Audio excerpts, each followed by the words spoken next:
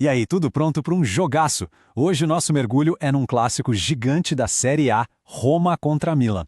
Mas vamos deixar a paixão de lado por um instante e focar só nos números para ver o que a estatística pura nos conta sobre essa partida.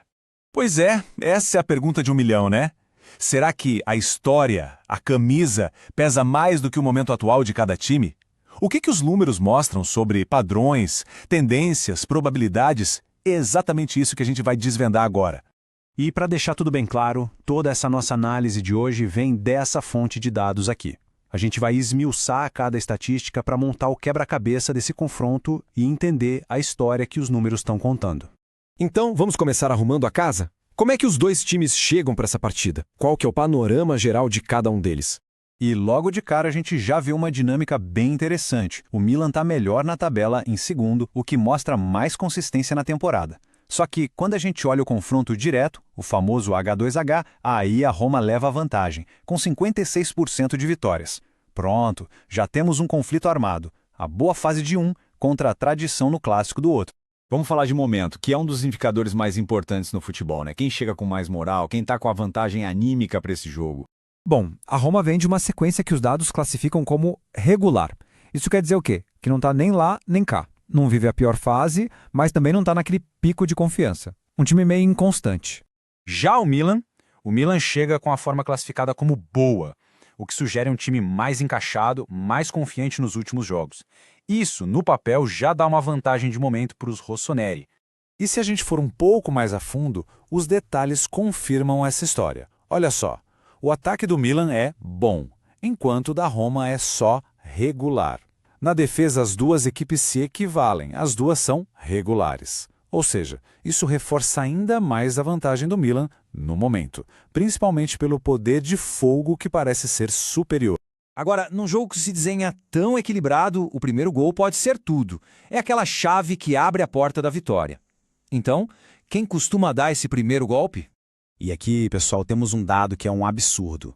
A Roma tem uma tendência esmagadora de marcar o primeiro gol. A gente está falando de mais de 83% dos jogos. É um time que entra ligado no 220, que sabe impor o ritmo desde o apito inicial. E aí vem a outra face da moeda. O Milan sofre o primeiro gol na mesma proporção em que marcam em metade dos jogos. Isso cria uma vulnerabilidade imensa, principalmente contra um time como a Roma, que adora sair na frente. Essa batalha inicial para ver quem marca primeiro vai ser crucial para o resultado final. Beleza. Com todas essas variáveis na mesa, o que os modelos estatísticos estão prevendo para o placar final? Vamos dar uma olhada nos números. E olha que curioso, apesar das diferenças de momento, de estilo, a expectativa de gols é exatamente a mesma para os dois. Os modelos preveem que cada um marque, em média, 1,40 gols. Isso não só mostra um equilíbrio de forças, como também sugere um jogo de poucos gols bem truncado. E esse equilíbrio absurdo se confirma aqui, no gráfico de probabilidades. É literalmente um cara ou coroa. A chance de vitória para cada lado é idêntica, 38,6%. É simplesmente impossível apontar um favorito. O empate, com 22,8%, corre por fora, mas claro, é uma possibilidade bem real. E se a gente olhar os placares mais prováveis, a história se repete. O resultado individual com maior chance de acontecer é o 1-1. Depois dele, vem uma sequência de vitórias por um gol de diferença, tanto para Roma quanto para o Milan. Isso só reforça duas coisas: o equilíbrio extremo e a grande chance de um jogo decidido no detalhe. Então vamos lá para o apito final dos dados. O que a gente pode tirar de conclusão dessa análise toda? Quais são os pontos principais? Resumindo a ópera, de um lado, o Milan chega em melhor fase, com um ataque mais perigoso. Do outro, a Roma, com seu histórico favorável e essa capacidade incrível de sair na frente no placar. É a consistência contra o poder de decisão no início do jogo. No fim das contas, os números apontam para um equilíbrio quase perfeito. Um jogo muito, mas muito parelho.